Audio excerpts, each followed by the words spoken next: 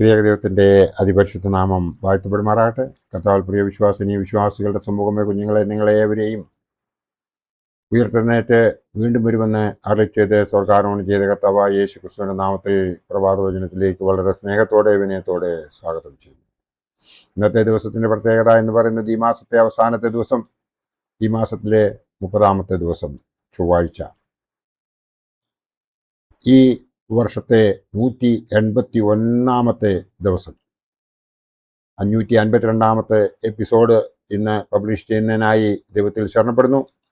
ഇന്നത്തെ ധ്യാന വിഷയം എന്ന് പറയുന്നത് feast of the 12 apostles. Feast of the 12 apostles, 12 ശ്ലീഹന്മാരുടെ വിരുന്ന് എന്നതാണ്. അപ്പോസ്തലന്മാരുടെ വിരുന്ന്, ഫീസ്റ്റ് ഓഫ് ദി അപ്പോസ്തോൽസ് എന്നത് യേശു ക്രിസ്തുവിന്റെ ശിഷ്യന്മാരായ 12 അപ്പോസ്തലന്മാരെയും മറ്റ് അപ്പോസ്തലന്മാരെയും സ്മരിക്കുന്ന ഒരു തിരുനാൾ ആണ്. സെന്റ് പീറ്റർ, സെന്റ് പോൾ എന്നിവരുൾപ്പെടെ അപ്പോസ്തലന്മാരുടെ സുവിശേഷ പ്രവർത്തനം, സഭാസ്ഥാപനം, രക്തസാക്ഷിത്വം എന്നിവയെ ഓർത്ത് സഭ ഈ ദിവസം ആഘോഷിക്കുന്നു. പ്രത്യേകിച്ച് ഇന്ത്യൻ സുറിയാനി പാരമ്പര്യത്തിൽ ജൂൺ 29-ന് വിശുദ്ധ പത്രോസിനെയും വിശുദ്ധ പൗലോസിനെയും അനുസ്മരിക്കുന്ന തിരുനാൾ വളരെ പ്രാധാന്യത്തോടെ ആചരിക്കപ്പെടുന്നു. അത് ഇന്നലെ നാം ആചരിക്കുകയും ചെയ്തു. ചില സഭകളിൽ ഈ ദിവസം അപ്പോസ്തലന്മാരുടെ വിരുന്ന് എന്നും വിളിക്കപ്പെടുന്നു. ഈ തിരുനാളിൻ്റെ പ്രധാന സന്ദേശം എന്ന് പറയുന്നത് സുവിശേഷ പ്രഘോഷണത്തിനുള്ള വിളി ആണ്. സുവിശേഷ പ്രഘോഷണത്തിനുള്ള വിളി ആണ്, വിശ്വാസത്തിൻ്റെ സ്ഥിരതയാണ്, ക്രിസ്തുവിനോടുള്ള സമർപ്പണമാണ്, സഭയുടെ അപ്പോസ്തോലിക പാരമ്പര്യത്തിൻ്റെ ഓർമ്മപ്പെടുത്തലാണ്. ഈ വിരുന്നിനോടനുബന്ധിച്ച് പ്രത്യേക കുർബാന, പ്രാർത്ഥന, തിരുനാൾ ശുശ്രൂഷകൾ എന്നിവ സഭ നടത്തപ്പെടുന്നും ഉണ്ട്. അതായത് അപ്പോസ്തോലന്മാരുടെ വിരുന്ന്, ഫീസ്റ്റ് ഓഫ് ദി അപ്പോസ്തോൽസ് എന്ന് പറയുന്നത് നാം ഇവിടെ ഓൾറെഡി കണ്ടു കഴിഞ്ഞു. സുവിശേഷ ഘോഷണത്തിനുള്ള വിളി ആണ് നാം ഇവിടെ കാണുന്നത്. വിശ്വാസത്തിൽ സ്ഥിരതയാണ് നാം ഇവിടെ കാണുന്നത്. യേശു ക്രിസ്തുവിലുള്ള സമർപ്പണം ആണ് നാം ഇവിടെ കാണുന്നത്. സഭയുടെ അപ്പോസ്തോലിക പാരമ്പര്യത്തിൻ്റെ ഓർമ്മപ്പെടുത്തലാണ് നാം ഇവിടെ കാണുന്നത്. അപ്പോസ്തല പ്രവൃത്തികൾ 1-ാം അധ്യായം 8-ാം വാക്യത്തിൽ ഇപ്രകാരം പറയുന്നു: എന്നാൽ പരിശുദ്ധാത്മാവ് നിങ്ങളുടെ മേൽ വരുമ്പോൾ നിങ്ങൾ ശക്തി ലഭിച്ചിട്ട് യെരൂശലേമിലും യഹൂദ്യയിൽ എല്ലായിടത്തും ശമര്യയിലും ഭൂമിയുടെ അറ്റത്തോളം എൻ്റെ സാക്ഷികൾ ആകുമെന്ന് പറഞ്ഞു. ഇത് പറഞ്ഞ ശേഷം അവർ കാണെ അവൻ ആരോഹണം ചെയ്തു. ഒരു മേഘം അവനെ മൂടിയിട്ട് അവൻ അവരുടെ കാഴ്ചയ്ക്ക് മറഞ്ഞു എന്ന് ഈ വേദഭാഗം നമ്മെ ഉദ്ബോധിപ്പിക്കുന്നു.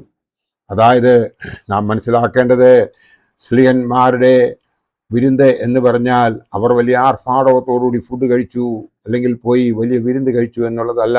പിന്നെയോ നാം മനസ്സിലാക്കേണ്ടത്, അവർ വിളമ്പിയ വിരുന്ന് എന്ന് പറയുന്നത് ഗുഡ് ന്യൂസ് ആണ്, ആ സുവിശേഷമാണ്.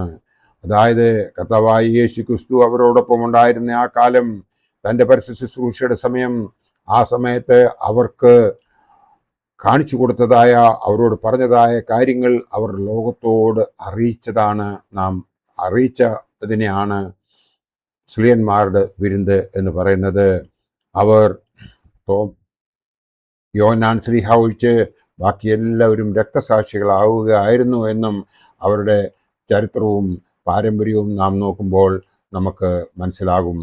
അതായത് അവർ വിരുന്ന് കഴിച്ചു എന്ന് പറയുന്നത് അവർ കർത്താവിൽ നിന്ന് കണ്ടും കേട്ടും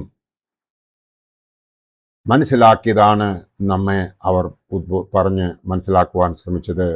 അത് നമ്മുടെ പിതാക്കന്മാർ ഇപ്പോഴും നമ്മെ ഓരോരുത്തരെയും പറഞ്ഞ് മനസ്സിലാക്കിക്കൊണ്ടിരിക്കുന്നു. അത് നമുക്ക് മനസ്സിലാകുന്നുവെങ്കിൽ മാത്രമേ നമ്മൾ യഥാർത്ഥ ഒരു ക്രിസ്ത്യാനിയായിട്ട് ഈ ലോകത്തിൽ നമുക്ക് ജീവിക്കുവാൻ സാധിക്കത്തുള്ളൂ. നാം ഒരു കാര്യം മാത്രം മനസ്സിലാക്കണം: ഈ ദൈവം ആയിരുന്നവൻ മനുഷ്യാവതാരം ചെയ്ത് മനുഷ്യനും ദൈവവുമായി ഈ ലോകത്തിൽ 33.5 വർഷം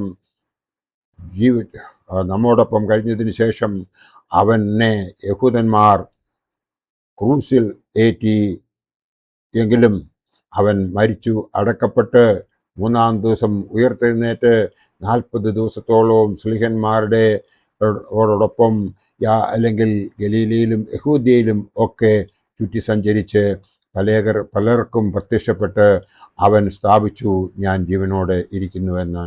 ആ കാര്യം നാം കൃത്യമായി മനസ്സിലാക്കുന്നുവെങ്കിൽ അവൻ ഒലിവുമലയിൽ നിന്നും സ്വർഗാരോഹണം ചെയ്തത് സ്ലീഹന്മാർ എല്ലാവരും കാണുകയാണ് അത് സംഭവിച്ചത്. അവരോട് ഒരു കാര്യം കൂടെ പറഞ്ഞിട്ടാണ് പോയത്, നിങ്ങൾ യെരൂശലേമിൽ തന്നെ കഴിയണം, എൻ്റെ പിതാവ് കാര്യസ്ഥനെ നിങ്ങളുടെ അടുത്തേക്ക് അയക്കും, അപ്പോൾ നിങ്ങൾ ഓരോരുത്തരും പരിശുദ്ധാത്മാവിനാൽ അഭിഷേകം ചെയ്യപ്പെടും എന്ന് പറഞ്ഞു. അവൻ അപ്രത്യക്ഷനായതായി നമുക്കറിയാം. അവൻ്റെ രണ്ടാമത്തെ വരവിൽ നമ്മളെ അവനോടൊപ്പം ചേർക്കണമെന്നുണ്ടെങ്കിൽ നാം നമ്മുടെ സഭ നമ്മെ പഠിപ്പിക്കുന്നതായ കാര്യങ്ങൾ അപ്പാടെ പ്രവർത്തിക്കുകയും ദൈവത്തിന് അനുസൃതമായ രീതിയിൽ പ്രവർത്തിക്കുകയും ചെയ്യുമ്പോൾ മാത്രമേ നാം ഓരോരുത്തരും ദൈവമക്കളായി തീരുകയുള്ളൂ. ആ സ്വർഗത്തിൽ ലഭിക്കാനിരിക്കുന്നതായ മൂന്നാമത്തെ കിരീടം നമുക്ക് ലഭിക്കണമെന്നുണ്ടെങ്കിൽ നാം ദൈവത്തിന് ഹിതമായ രീതിയിൽ ജീവിക്കണമെന്ന് മാത്രം ഈ അവസരത്തിൽ ഓർപ്പിച്ചുകൊണ്ട് ഈ 12 സ്ലീഹന്മാരുടെ വിരുന്നിനെ നിങ്ങൾ കൃത്യമായി മനസ്സിലാക്കി അത് സ്വീകരിച്ച് ദൈവത്തിൻ്റെ മക്കളായി ജീവിക്കണമേ എന്ന് മാത്രം ഈ അവസരത്തിൽ ആഹ്വാനം ചെയ്തുകൊണ്ട് എൻ്റെ വാക്കുകൾ ഇവിടെ ഉപസംഹരിക്കട്ടെ. ദൈവം നമ്മളെ എല്ലാവരെയും അനുഗ്രഹിക്കട്ടെ. നന്ദി, നമസ്കാരം.